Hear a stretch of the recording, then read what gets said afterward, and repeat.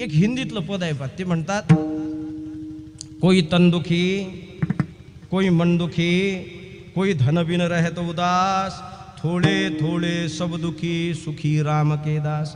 तुम्ही संसारात पहा तुम्हाला हे दिसतात, काही तनदुखी, काही माणसं शरीराने दुखी आहेत. पूर्वी पट्टा हा विषयच नव्हता माणसाला. पट्टा, बेल्ट होते. तुम्ही पाहिलं, मी 20 वर्षाच्या अगोदर बेल्ट पाहिलाच नाही. तुम्ही पाहिला का बेल्ट?